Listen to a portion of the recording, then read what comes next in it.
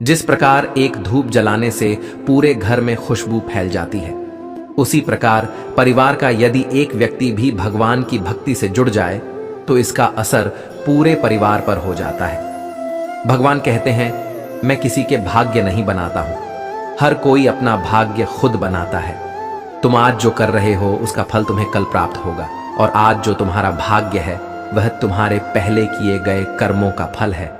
अचानक एक मोड़ पर सुख और दुख की मुलाकात हो गई। दुख ने सुख से कहा, तुम कितने भाग्यशाली हो जो लोग तुम्हें पाने की कोशिश में लगे रहते हैं। सुख ने मुस्कुराते हुए कहा, भाग्यवान मैं नहीं तुम हो। दुख ने हैरानी से पूछा, वो कैसे? सुख ने बड़ी ईमानदारी से जवाब दिया, वैसे कि तुम्हें पाकर लोग अपनों को याद करते हैं, लेकिन मुझे पाकर सब अपनों को भूल जाते हैं। जो मुस्कुरा रहा है उसे दर्द ने पाला होगा, जो चल रहा है उसके पांव में छाला होगा। बिना संघर्ष के इंसान चमक नहीं सकता। यारों, जो जलेगा उसी दिए में तो उजाला होगा। उदास होने के लिए उम्र पड़ी है, नजर उठाओ सामने जिंदगी खड़ी है। अपनी हंसी को होठों से न जाने देना, क्योंकि आपकी मुस्कुराहट के पीछे दुनिया पड़ी है। संबंधों को जोड़ना एक कला है, लेकिन रिश्तों को निभाना एक साधना है। जिंदगी में हम कितने सही और कितने गलत हैं, ये सिर्फ दो शख्स जानते हैं, एक तो ईश्वर और एक अपनी अंतरात्मा। और कितना अजीब है ना, ये दोनों ही दिखाई नहीं देते। जंगल में हर रोज सुबह होने पर हिरण सोचता है कि मुझे शेर से तेज भागना है, और शेर हर रोज सच्चा बाल सुबह उठकर सोचता है कि मुझे हिरण से तेज भागना है, वरना मैं भूखा मर जाऊंगा। आप शेर हो सच्चा या हिरण, उससे कोई मतलब नहीं है। अगर आपको अच्छी जिंदगी जीनी है तो हर रोज भागना पड़ेगा। संघर्ष के बिना कुछ भी नहीं मिलता है। दुनियाओं की ताकतवर चीज है लोहा, जो सबको काट डालता है, लोहे से ताकतवर है। आग, जो लोहे को पिघला देती है, आग से ताकतवर है।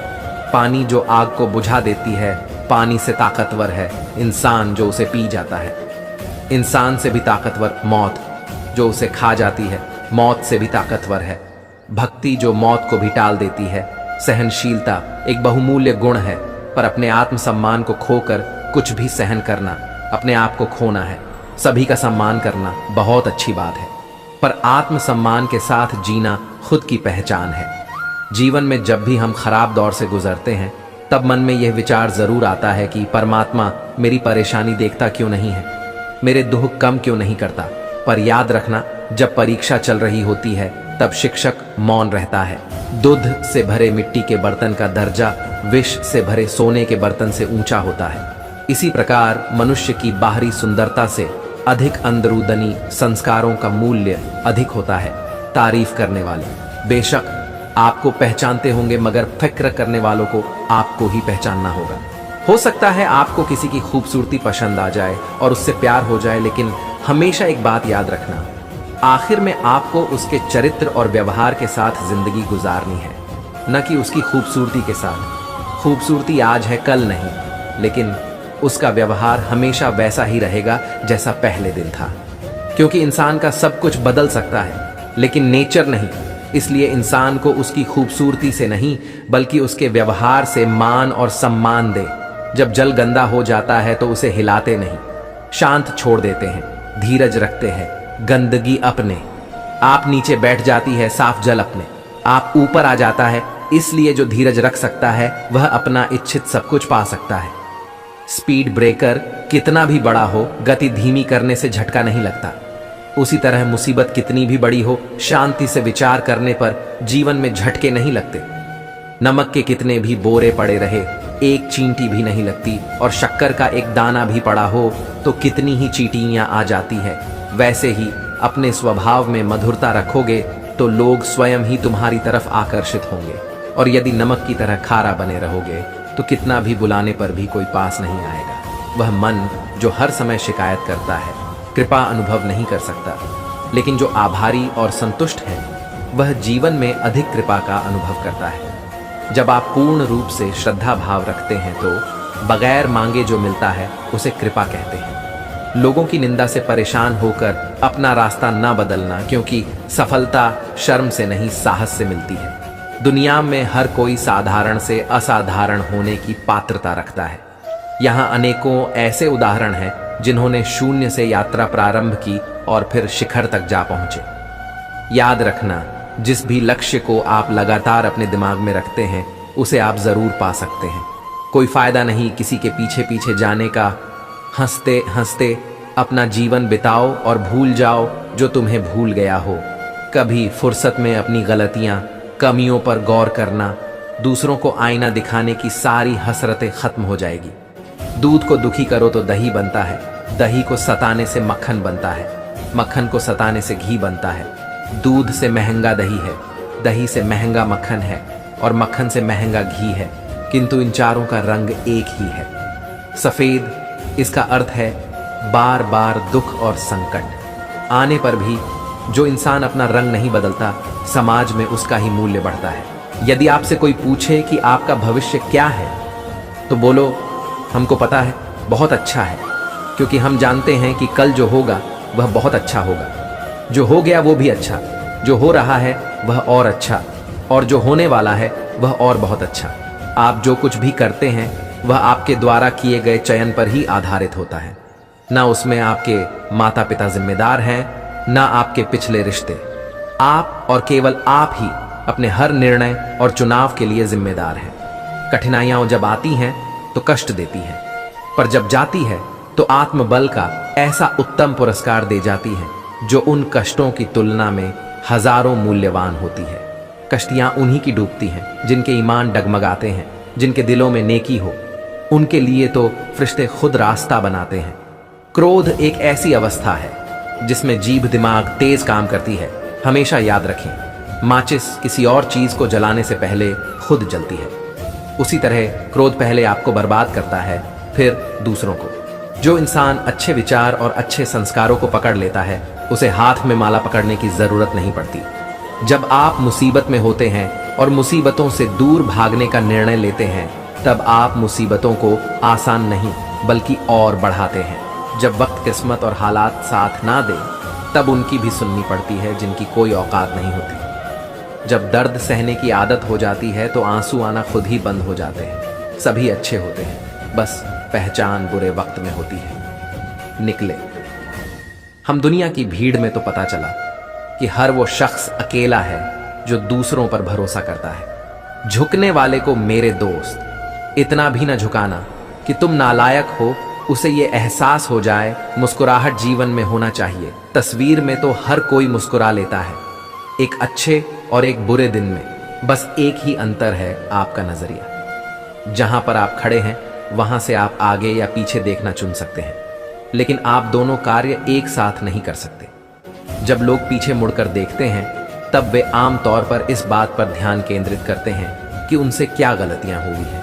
हमेशा याद रखिए कि जीवन में आगे देखना आपके हित में है। अपने अतीत के बजाय अपनी क्षमता पर ध्यान केंद्रित करने से आपकी रचनात्मक शक्ति का पता आपको चलता है। आप वह सब कुछ पाने में सक्षम हैं जो आप चाहते हैं। खुश लोग हमेशा आगे की ओर ध्यान केंद्रित करते हैं। जीवन की वास्तविकता कभी नहीं बदल सकती, क्योंकि समय हमें वहीं ले जाता है जहां हमारा जाना तय होता है। जहां तुलना की शुरुआत होती है वहीं से आनंद और अपनापन खत्म होता है। समझदार इंसान वो नहीं होता जो ईंट का जवाब पत्थर से देता है। समझदार इंसान वो होता है जो फेंकी हुई ईंट से आशियां बना लेता है। आज्ञा तो दीपक है और शिक्षा ज्योति, और सिखाने वाले की डांट जीवन का मार्ग है। खुशियों के लिए साधन की नहीं, संतोष की जरूरत होती है। ये संसार जरूरत के नियम पर चलता है। सर्दियों में जिस सूरज का इंतजार रहता है उसी सूरज का गर्मियों में तिरस्कार भी होता है। जब इंसान को जरूरत से ज्यादा अहमियत मिल जाती है तब वह दूसरों को समझने की समझ खो देता है। गलतियां जीवन का हिस्सा है, पर इन्हें स्वीकार करने का साहस बहुत कम लोगों में होता है। रूठ जाने के बाद कसूर चाहे किसी का भी हो, बात शुरू वही करता है जो बेहद प्रेम करता है। अगर जिंदगी को समझना है तो पीछे देखो, लेकिन अगर जिंदगी को जीना है तो आगे देखो। रिश्तों की कदर भी पैसों की तरह कीजिए जनाब। दोनों को गंवाना आसान है और कमाना मुश्किल। आज समय है, तय कर लो जाना कहाँ है, नहीं तो उम्र भर चलकर भी कहीं नहीं पहुंचोगे दोस्त। एक समय की बात है, एक भगवान के भक्त थे। उन्होंने 21 साल तक लगातार भगवत गीता का पाठ किया। इसके बाद अंत में भगवान उसकी परीक्षा लेने आए और कहा, अरे भक्त, तू क्या सोचता है कि मैं तेरा गीता पाठ से खुश हुआ हूं? यह तेरा वहम है। मैं तेरे पाठ से बिल्कुल भी पसंद नहीं हुआ। जैसे ही भक्त ने यह बात सुनी, वह नाचने और झूमने लगा। भगवान बोले, अरे मैंने कहा कि मैं तेरे पाठ करने से खुश नहीं हुआ हूं और तू फिर भी नाच रहा है। इसके बाद वह भक्त बोला, भगवान, आप खुश हो या ना हो यह बात मैं नहीं जानता, परंतु मैं तो इसलिए खुश हूं कि आपने कम से कम मेरा पाठ सुना तो है, इसीलिए मैं खुशी से नाच रहा हूं। असल में यही भावना है। द्रौपदी ने जब श्री कृष्ण को पुकारा तो भगवान ने सुना और द्रौपदी की लाज बचाई। कबीर दास, तुलसीदास, सूरदास, मीराबाई, ना जाने कितने ही ऐसे संत हुए हैं जिन्होंने भगवान को पुकारा है और भगवान ने उनकी सुनी है। इसीलिए जब भी भगवान को याद करते हो, उनका नाम जाप करते हो, तो ये मत सोचना कि भगवान उनकी पुकार सुनते होंगे या नहीं। इसमें कोई भी संदेह नहीं है। हमें केवल भगवान को हृदय से पुकारना होगा। भगवान हमारी हर पुकार सुन रहे होते हैं। सबका आने वाला समय बुढ़ापा है। बीच में मौत ना आई तो यह सब पर आना है। इसलिए अगर आप अपना आने वाला समय सुरक्षित करना चाहते हो तो कृपया अपने बड़े बुजुर्गों का सत्कार कीजिए और उनकी सेवा कीजिए, क्योंकि जीवन एक वो बर्तन है जिसमें जो डालेंगे वही मिलेगा। 1, किसी पर विश्वास मत करो, क्योंकि दुनिया फितरतन धोखेबाज है। तो किसी पर विश्वास करना आपको दुखी कर सकता है। दुनिया बात बात पे झूठ बोलती है। जैसे मैं ही अपने बच्चे से कहता हूं कि दवा खा ले, वरना डॉक्टर को दे आऊंगा वापस। बेचारा डर के मारे खा लेता है। 2, सब पर शक करो। कोई किसी का हुआ है भला इस जीवन में? ये यार दोस्त, नाते, रिश्तेदार सब तो तुम्हें दोहकर तुम्हारे दूध का पनीर बनाने में लगे हैं। बस तुम ही कामधेनु गैया हो, बाकी सब बकरे हैं। कटु सत्य है कि नहीं? 3, हमेशा दुखी रहो, क्योंकि तुम्हारे सुख पर तो सब नजर लगाने को तत्पर है। पूरी कायनात लगी पड़ी है कि ये आदमी छाती पीट पीट कर रो दे तो जन्म सफल हो जाए अपना। 4, कभी किसी का भला मत करो, क्योंकि क्या गारंटी वो वापस आपका भला करेगा? है तो वो भी मांस चमड़ी का इंसान तुम्हारे जैसा। 5, बांट कर कभी ना खाओ, क्योंकि कोई तुमको अपने हिस्से से थोड़ी खिलाएगा। तुम तो अपने नसीब का लेकर आए हो ना। अगर कोई खिलाता भी है तो एहसान थोड़ी करता है। तुमको भी किसी को खिलाने की जरूरत नहीं है। 6, जमा करो और भूल जाओ, ताकि तुम्हारा नाम इस दुनिया में बाकी रहे। किसी को भी भूले से कुछ दे मत देना। अपने नाम से जमा करो, ताकि सिर्फ तुम्हारे नाम वाले तुम्हारी जमा राशि का उपभोग कर सकें। 7, एक पर्सनल भगवान और बाबा जी को नौकरी पर रखो, वही मुक्ति दिलाएंगे। तुम्हारी हर समस्या का समाधान करेंगे, क्योंकि बाकी के भगवान और बाबा जी से प्रतिस्पर्धा भी तो करनी है कि नहीं। 8, अपने आप की क्षमता पे अंधा विश्वास करो। बस तुम ही हो और तुमसे ही तुम्हारे कुटुंब का संसार चल रहा है। तुम ही अपनी सृष्टि के मालिक हो। इस भाव के आते ही तुम स्वयं को ईश्वर तुल्य महसूस करोगे। तुम्हारे जाने के बाद तुम्हारी मूर्ति पर कौवे कबूतर हगेंगे। 9, कभी कुछ नया ना सीखो, ना कोशिश करो, पड़े रहो, भोग विलास में लगे रहो। जो है उसे उड़ाओ और भविष्य की चिंता अपने उसी भगवान को सौंप दो, जिसके पास 32 निपोड़ते अगले जन्म की मौज मारने की इच्छा लेकर जाओगे। एक बार की गई गलती दोबारा ना हो। अपनी तुलना दूसरों के साथ ना करें। वर्तमान को श्रेष्ठ बनाने का पुरुषार्थ करें। बदला न लो, स्वयं को बदलो। जिस परिस्थिति को आप नहीं बदल सकते उसे परमात्मा पर छोड़ दें। जितना हो सके सर्व के सहयोगी बनो। सदा याद रखो, निंदा करने वाला आपका मित्र है। ईर्ष्या न करो, ईश्वर का चिंतन करो। अहंकार को त्याग, नम्रता को धारण करो। अपनी चिंताएं परमात्मा को सौंप दो। दुनिया में 3 तरह के लोग हैं। एक हैं जो अपने दुख से दुखी है, दूसरे हैं जो दूसरों के दुख को देखकर दुखी हैं, और तीसरे हैं जो सबसे ज्यादा है, जो दूसरों के सुखों को देखकर दुखी हैं। इसका कारण दूसरों के सुखों और तरक्की को देख नहीं सकते और ईर्ष्या से जलते रहते हैं। याद रखें, हम ईर्ष्या करके दूसरों के भाग्य को बदल नहीं सकते। उल्टा हम अपने ही भाग्य और सुखों को लकीर लगा लेते हैं। इसलिए हमेशा दूसरों से रीस ना करें, बल्कि रेस करें। तभी हमें सच्ची सुख शांति की अनुभूति होगी। दुख क्या है?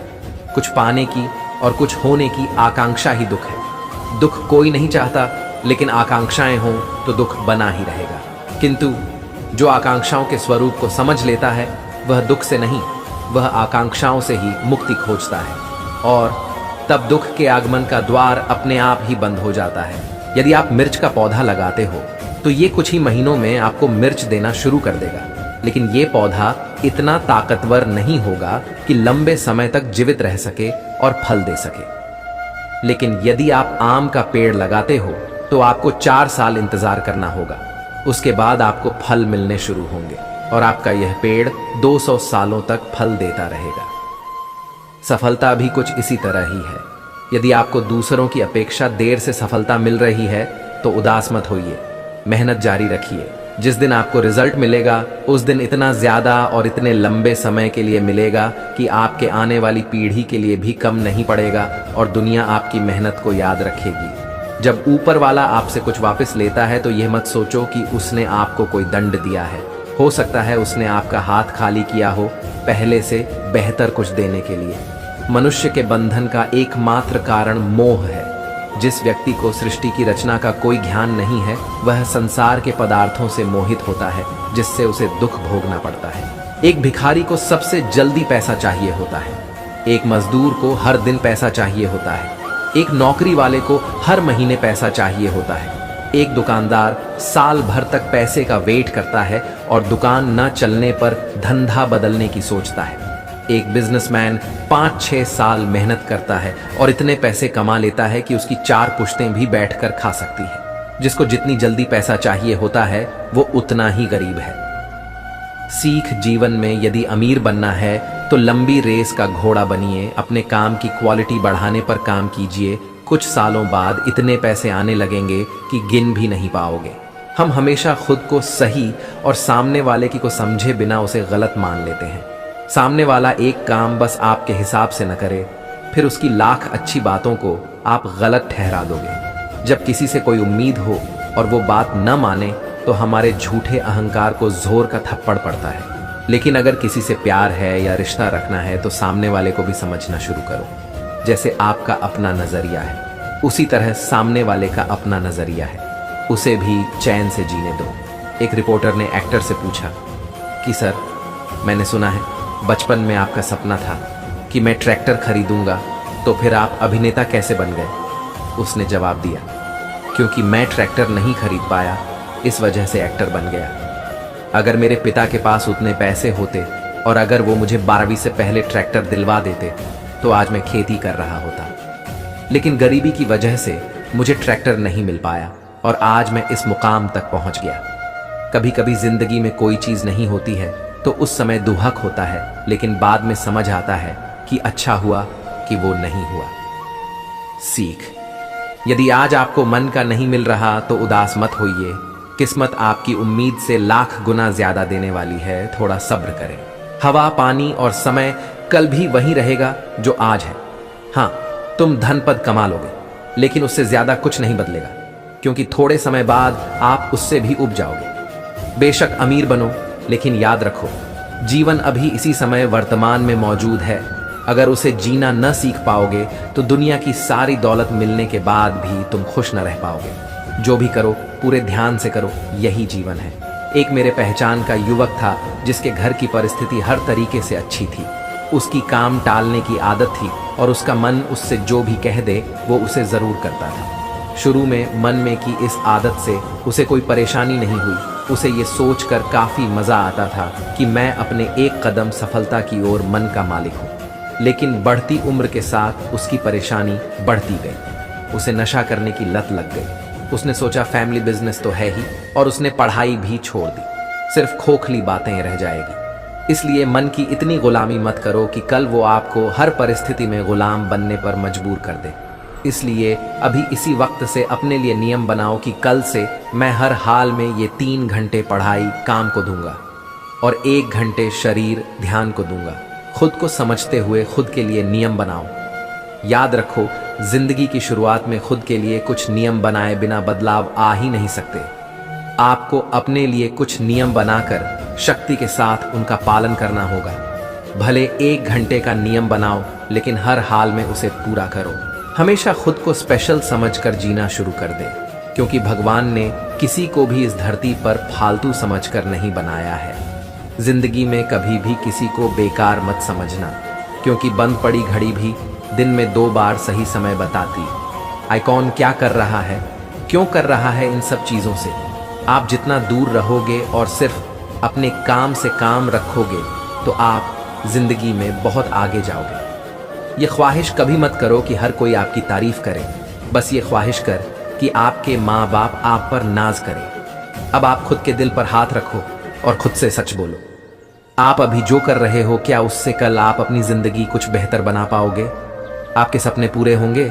आप ईमानदार हो तो आपकी अंतरात्मा ये आपको ये जवाब मिलेगा।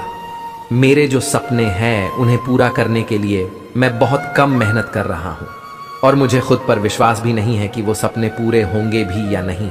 मैं खुद को सिर्फ गुमराह कर रहा हूँ दोस्तों। एक दिन ऐसा आएगा जब चाह के भी आप कुछ नहीं कर पाओगे। 18 साल की उम्र में ज्यादातर लोग सोचते हैं अपना टाइम आएगा। 30 साल की उम्र में भी लोग सोचते हैं अपना टाइम आएगा। 40 साल की उम्र हो गई तब भी लोगों को आस थी कि अपना टाइम आएगा। 50 की उम्र पार होने के बाद भी अपना टाइम आया ही नहीं। फिर एक दिन अचानक सीने में दर्द हुआ। डॉक्टर आए और उन्होंने कहा इनका टाइम आ गया है, सब रिश्तेदारों को बुलवा लो। अपने टाइम का इंतजार ना करें, मेहनत करें, खुलकर और खुशी से जिएं। अपना टाइम आता नहीं लाना पड़ता है। लोग तुम्हारा साथ देना तो दूर, तुम्हें पहचानने से भी इनकार कर देंगे। इसलिए कभी किसी को मत बताना कि तुम कंगाल हो गए। कभी किसी को मत बताना कि तुम कमजोर हो गए हो। कभी किसी को मत बताना कि तुम हारे हुए हो। कभी किसी को मत बताना कि तुम अकेले रह गए हो। कभी किसी को मत बताना कि तुम टूट चुके हो। हमेशा शांत रहे और अपने आप पर विश्वास रखे। ये वक्त भी गुजर जाएगा। कभी कभी ऐसा होता है कि किसी इंसान से बात करते करते वो बड़ा अपना सा लगने लगता है। दिल करता है कि उनके सामने खुली किताब बन जाए, वो हमें समझे और हम उन्हें, लेकिन शायद ये मात्र हमारे मन का वहम होता है। जब आप किसी को महत्व देते हैं तो वे सोचते हैं कि आप हमेशा फ्री रहते हैं और आपके पास बात करने के लिए कोई नहीं है, जबकि सच्चाई यह नहीं होती। हमारे पास बहुत सारे लोग होते हैं जिनसे अपनी बातें कह सकते हैं और वो सुनने के लिए भी तैयार होते हैं, लेकिन हम बात नहीं करना चाहते किसी के भी साथ, क्योंकि हमें उस एक इंसान के अलावा किसी से मिलने या खुलने का दिल नहीं करता। अब उस इंसान को यह सच्चाई कौन बताए कि हम अपनी बिजी जिंदगी में से कैसे भी करके सिर्फ उनसे मात्र बात करने के लिए समय निकालते हैं। हम आवारा नहीं है, हम नाकारा नहीं है। एक मिट्टी की मूर्तियां बनाने वाला ईश्वर से कहता है, हे प्रभु, तू भी एक कलाकार है और मैं भी एक कलाकार हूं। तूने मुझ जैसे असंख्य पुतले बनाकर इस धरती पर भेजे हैं और मैंने तेरे असंख्य पुतले बनाकर इस धरती पर बेचे हैं। पर ईश्वर, उस समय बड़ी शर्म आती है जब तेरे बनाए हुए पुतले आपस में लड़ते हैं और मेरे बनाए हुए पुतली के सामने लोग शीश झुकाते हैं।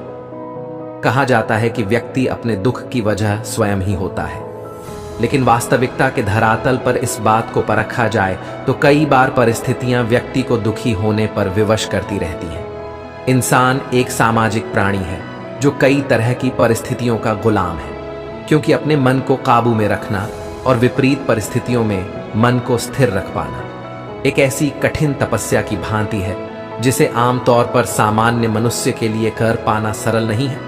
आचार्य चाणक्य ने भी चाणक्य नीति में ऐसी 5 मनोस्थितियों का वर्णन किया है जो व्यक्ति को हर पल दुख के ताप में जलाती है। इन मनोस्थितियों के बीच फंसे व्यक्ति का मन हर दिन आग की तरह झुलसता है। चलिए जानते हैं कौन सी हैं वो 5 मनोस्थितियां। पहली मनोस्थिति है लोभ और स्वार्थ। लोभी और स्वार्थी मनुष्य जीवन में कभी भी सुकून और संतुष्टि प्राप्त नहीं कर सकता, जिस वजह से वो अक्सर दुखी रहेगा और दूसरों के सामने खुश रहने का दिखावा करता रहेगा। क्योंकि लोभी और स्वार्थी मनुष्य की कभी ना खत्म होने वाली इच्छा पूर्ति लालसा उसे कभी सुकून से नहीं जीने देती। मन सदैव लोभी विचारों से भरा रहता है। एक स्त्री थी, उसे बात बात पर गुस्सा आ जाता था। उसकी इस आदत से पूरा परिवार परेशान था। उसकी वजह से परिवार में कलह का माहौल बना रहता था। एक दिन उस महिला के दरवाजे एक साधु आया। महिला ने साधु को अपनी समस्या बताई। उसने कहा, महाराज, मुझे बहुत जल्दी गुस्सा आ जाता है। मैं चाहकर भी अपने गुस्से पर नियंत्रण नहीं रख पाती। कोई उपाय बताइए। साधु ने अपने झोले से एक दवा की शीशी निकालकर उसे दी और बताया कि जब भी गुस्सा आए इसमें से 4 बूंद दवा अपनी जीभ पर डाल लेना। 12 मिनट तक दवा को मुंह में ही रखना है। 12 मिनट तक मुंह नहीं खोलना है, नहीं तो दवा असर नहीं करेगी। महिला ने साधु के बताए अनुसार दवा का प्रयोग शुरू किया। 7 दिन में ही उसकी गुस्सा करने की आदत छूट गई। 7 दिन बाद वह साधु फिर उसके दरवाजे आया तो महिला उसके पैरों में गिर पड़ी। उसने कहा, महाराज, आपकी दवा से मेरा क्रोध गायब हो गया। अब मुझे गुस्सा नहीं आता और मेरे परिवार में शांति का माहौल रहता है। तब साधु महाराज ने उसे बताया कि वह कोई दवा नहीं थी, उस शीशी में केवल पानी भरा था। गुस्से का इलाज केवल चुप रहकर ही किया जा सकता है, क्योंकि गुस्से में व्यक्ति उल्टा सीधा बोलता है, जिससे विवाद बढ़ता है। इसलिए क्रोध का इलाज केवल मौन है।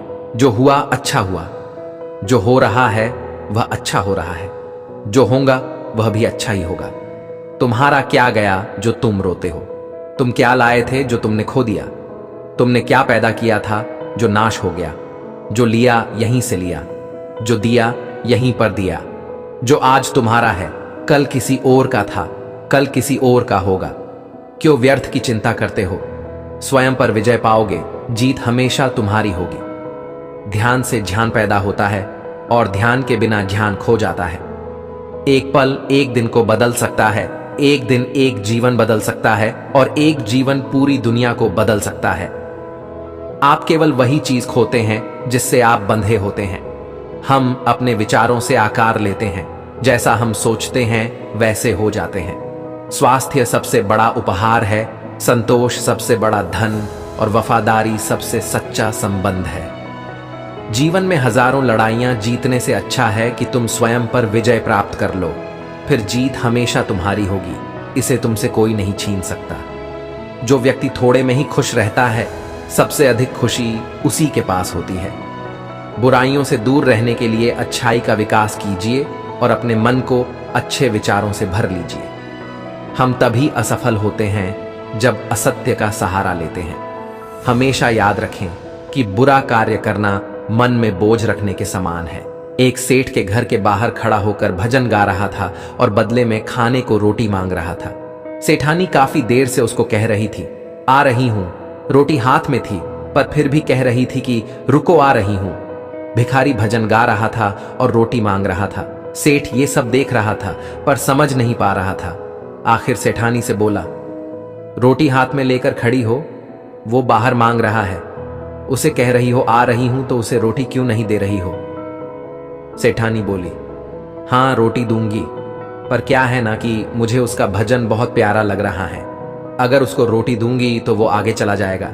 मुझे उसका भजन और सुनना है। श्री जी, यदि प्रार्थना के बाद भी भगवान आपकी नहीं सुन रहे हैं तो समझना कि उस सेठानी की तरह प्रभु को आपकी प्रार्थना प्यारी लग रही है।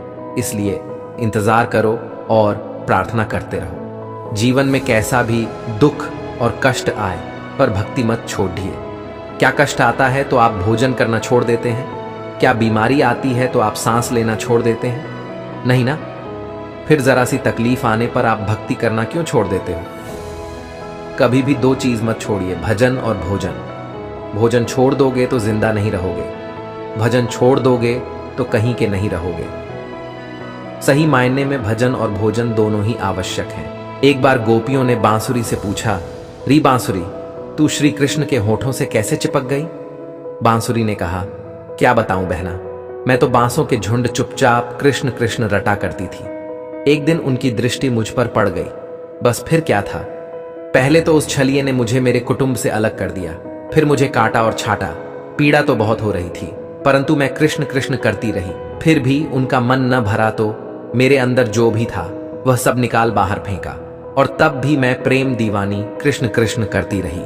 तब उस चिच्चोर ने मेरे अंग में 6 छेद सुराख कर दिए और मैं पागल तब भी कृष्ण कृष्ण करती रही।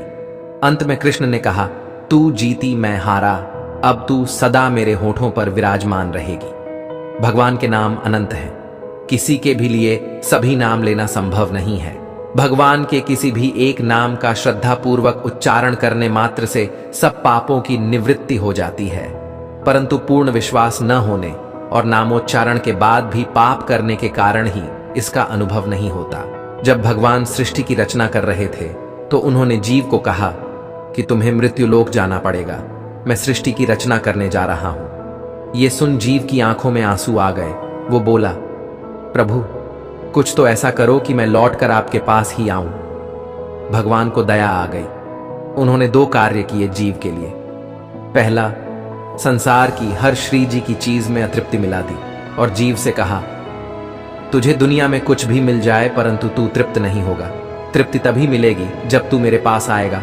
और दूसरा, सभी के हिस्से में थोड़ा थोड़ा रण सेवा दिया है ताकि तू लौट कर मेरे ही पास पहुंचे। इस तरह हर किसी के जीवन में थोड़ा दुख है। जीवन का दुख या विषाद हमें ईश्वर के पास ले जाने के लिए है, लेकिन हम चूक जाते हैं। हमारी समस्या क्या है कि हर किसी को दुख आता है। श्री जी एम भागते हैं ज्योतिष के पास, अपने दोस्तों और रिश्तेदारों के पास।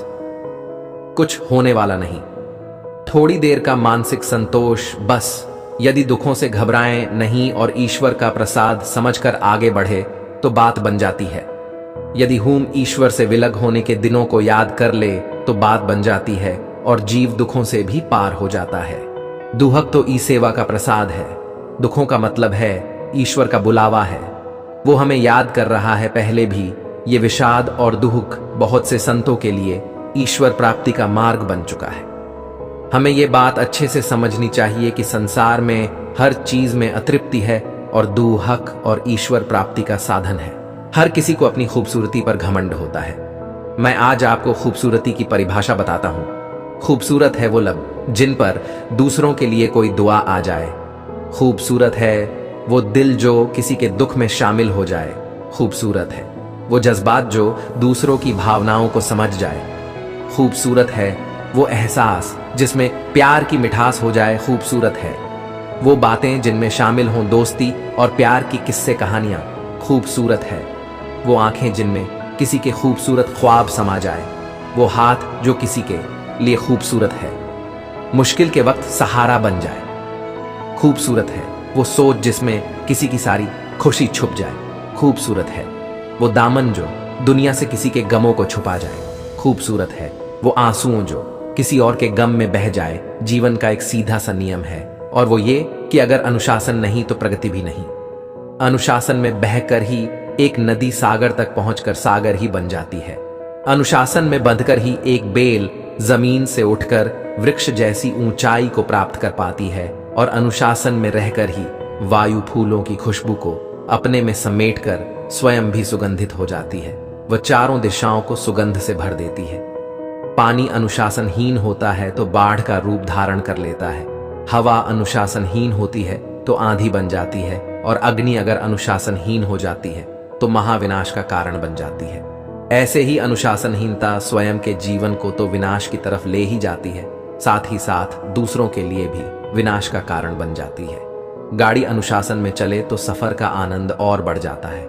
इसी प्रकार जीवन भी अनुशासन में चले तो जीवन यात्रा का आनंद और बढ़ जाता है। जीवन का घोड़ा निरंकुशता का त्याग करके निरंतर प्रगति पथ पर अथवा तो अपने लक्ष्य की ओर दौड़ता रहे, उसके लिए अपने हाथों में अनुशासन रूपी लगाम का होना भी परमावश्यक हो जाता है। कभी हंसते हुए छोड़ देती है ये जिंदगी, कभी रोते हुए छोड़ देती है ये जिंदगी। न पूर्ण विराम सुख में, न पूर्ण विराम दुख में, बस जहां देखो वहां अल्प विराम छोड़ देती है ये जिंदगी।